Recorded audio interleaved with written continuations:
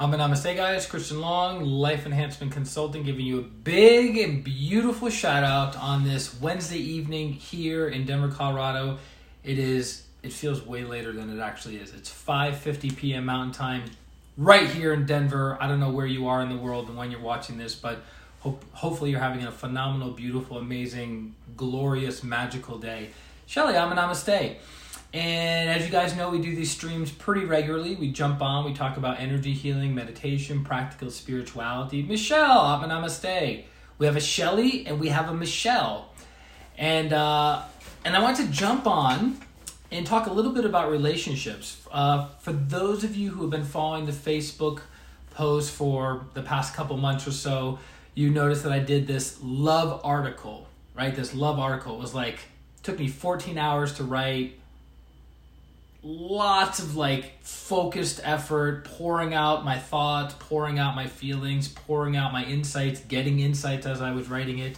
And it was basically titled, Why Does Love Have to Be So Hard?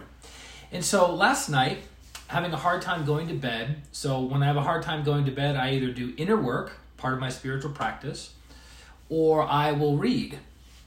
And so a book that I've been reading a little bit here and there, I read it cover to cover a few years ago, maybe 6-7 years ago, and I just started to pick it up again and start reading it, is I think it's called The Art of Power. I keep saying power, but I think it's Art of Power by Thich Nhat Hahn, the Vietnamese Buddhist monk. And last night I was reading two different chapters. I was reading the chapter on happiness, and I was reading the chapter on love. Hola! Sibel, coming on. Hopefully you can understand me with some kind of Google Translator. Dean, Namaste.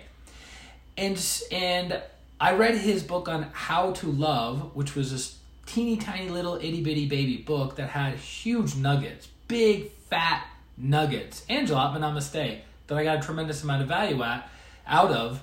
But then last night, as I was rereading The Art of Power and the two chapters on happiness and on love, or boundless love, it was kind of occurring to me. It was dawning on me. It was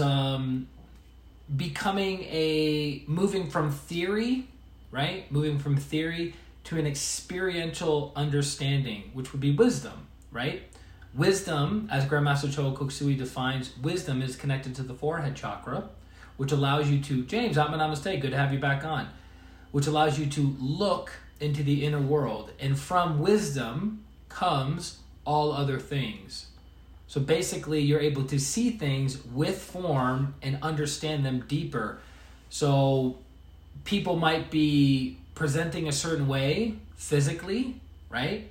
But energetically, for people who have a developed forehead chakra or a developed chokma in Kabbalah, they're able to see the inner world, and they're able to see, I have a pretty good feeling that what that person's saying is not true. It's not accurate. It's not honest. It's not loving and kind, whatever, right? Now, obviously, for people who have developed the ability to tap into those energies, they're not using it to abuse or manipulate or deceive another person. They're using it to protect their own interests, as well as, there's an opportunity to serve, there's an opportunity to heal, there's an opportunity to help. And so as I was reading those two chapters last night, he talks about that we are always seeking love outside of ourselves. We're always seeking love outside of ourselves. We're seeking validation. We're seeking acknowledgement. We're seeking approval. We're seeking certain kinds of feelings, certain kinds of energy, certain kinds of thoughts from another person, right? And he gives many different examples of stories from the Lord Buddha's time. Hey, Marilyn, welcome to the party. Gives different examples of the Lord Buddha's time about people that were looking outside of themselves to be acknowledged and validated of their self-worth from another person. So, meaning, if another person validates you, you feel good. If that same person the next week invalidates you, you feel what? Not so good. So your happiness, your joy, your fulfillment is always based on the thoughts, feelings, and actions of another person. That's a very difficult, challenging, hard way to live, right? But a good partner, as Thich Nhat Hahn talks about in the book, a good partner is somebody who encourages you through example, always through example, and encourages you to look within to your own beauty, your own truth. And he says beauty, truth, and wholesomeness. I'm pretty sure wholesomeness, beauty, truth, and wholesomeness. Looking within yourself to find everything that you've been looking for in the other person, right? And it's interesting because how many of us are seeking a partner, an intimate partner, a love affair, a life partner, a soulmate, to quote unquote complete us, to validate our existence. If somebody hears me, if somebody feels me, if somebody senses my pain, I'm acknowledged, right? Versus a good partner is somebody who lovingly and gently and consistently, Judy, namaste, pushes you in the direction of your true self, pushes you to go within. Because that is where your ultimate happiness is, right? It's not in the acknowledgement and validation and approval of another person. But I've known this and heard about this for many, many years, but this has been, the past several months have been an amazing opportunity for me to go deep within myself, to not be in a relationship, and to start understanding and pulling the cobwebs and pulling the broken pieces of my psyche that have developed over many, many years of inaccurate perception and incorrect expression connected to relationships. And through that process, wounds have been healed, wounds have been soothed with love, with sweetness, with tenderness, with joy. And guess what? A lot of that came from me sitting down, doing the inner work, and being ready, willing, and able to heal myself, and being open and receptive to the blessings that God has given me, the great ones have given me, and my higher soul has given me, right? As opposed to reaching out for the acknowledgement, the validation, the approval of another person. So I'm still new to this. I have different ways of looking at this. My realization is not your realization, right?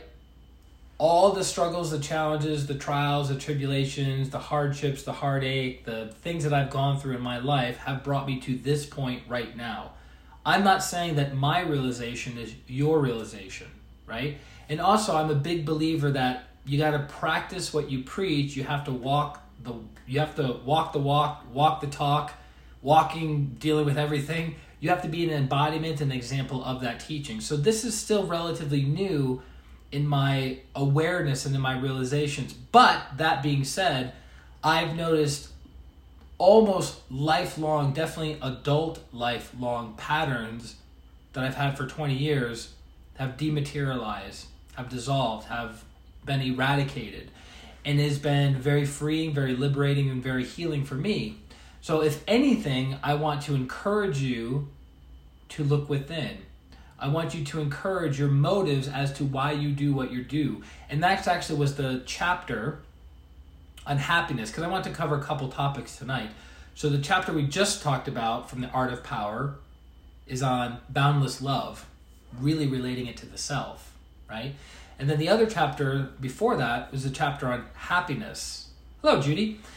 Was a chapter on happiness. And what was fascinating to me is that he asked us to question our motivations as to why we do what we do.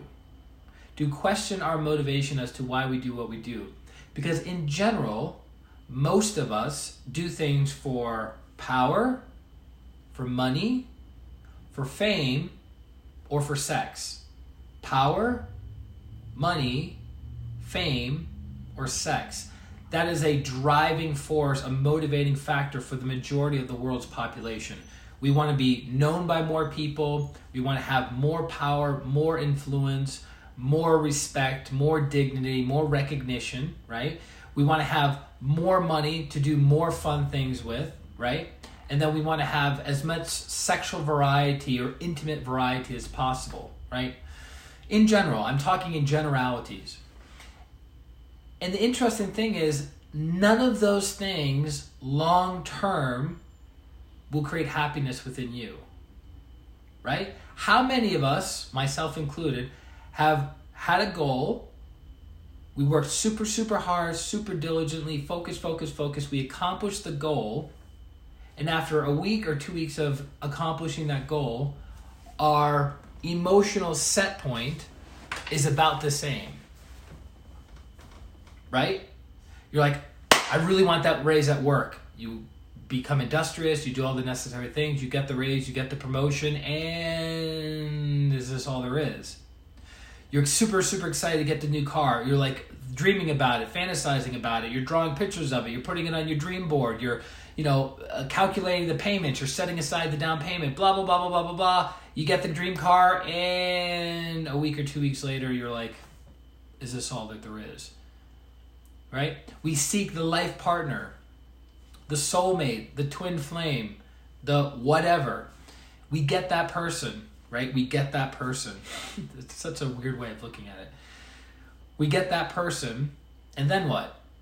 And then the honeymoon period wears off. Right? The honeymoon period wears off, this is a really fascinating distinction with relationships that I'd like you to meditate on and think about, is that couples, instead of sitting across from each other and staring into each other's eyes, right? They should be looking in the same direction and going in the same direction, which on a higher level, Antoinette, namaste, on a higher level, they're both going to oneness with God, oneness with all. They're both going in the direction of becoming better people, better souls, better partners, better brothers, sisters, mothers, fathers, cousins, nieces, nephews, right? Better friends. They're going in the direction of becoming better people together. But in most cases in the Western world, we are looking in the same direction, but the same direction we're looking at is the TV, the wide screen, right? We're both looking in the same direction, but we're not going with purpose. Roberta, namaste. Does this make sense? Is this clear for you guys? Do you have questions, comments, concerns, clarifications along the way? And don't get me wrong, I've done a lot of inner work around relationships. I've done a tremendous amount of work around relationships. And just when I thought I got it, I fell for the trap again. Or just when I thought I had broken through, nope, didn't break through. But this time, now I have feedback of breaking through. I have feedback of breaking through. I have feedback of taking it to the next level. I have feedback of not being entangled with old patterns. So Angela says, loving this, as always, grateful for your message. Again, message is not mine. Tonight it's Thich Nhat Hanh's message, and partially being influenced from my teacher, Grandmaster Choa Kok Sui. But you're welcome, Angela. I'm glad it's adding value to you. So most of us are not looking in the same direction purposely with our partner. We're either expecting that a true partnership is where you're both sitting across from each other and gazing into each other's eyes romantically and longingly for hours on end. That's a relationship. But in actuality, the majority of the world's populace is sitting on a couch, looking at a TV, and being programmed by that. Now, I'm not picking on TV, I'm not picking on entertainment, I'm not picking on Netflix or Hulu or any of those things. I'm basically having you come to your own realization about happiness and about love. Are you seeking love, happiness, joy, fulfillment, contentment outside of yourself? And if you are, how is that going? Right? Also, being motivated by sex, money, power, and fame is ultimately going to ruin you. I'll give you an example. So some of you may be fans of Lady Gaga, right?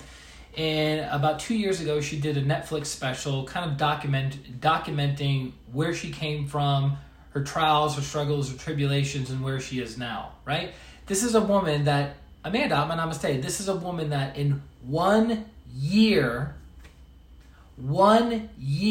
of touring. I think it was a worldwide tour, if I remember correctly. She made over $200 million. Erlen, namaste. Made over $200 million. Think about that. And guess what? Miserable, depressed, no partner, no relationship, no contentment, no inner peace. Why? Right? We make the assumption that, hey, if you have fame, happiness all day, day, or you have money. Namaste. Or you have money, happiness all day, day. Or you have power, you have influence, right? You have power, you have influence, you have persuasive ability. You can get others to do what you need, want, and desire them to do. Okay. Do you have happiness? These are self-evident truths. These are things you ask yourself going, well, when I had this amount of money, was I much happier than I am now? When I had this house versus that house, this apartment, this car versus that car, this relationship versus that relationship, was I any happier than I am now? Right? So happiness is a practice. Gratitude is a practice.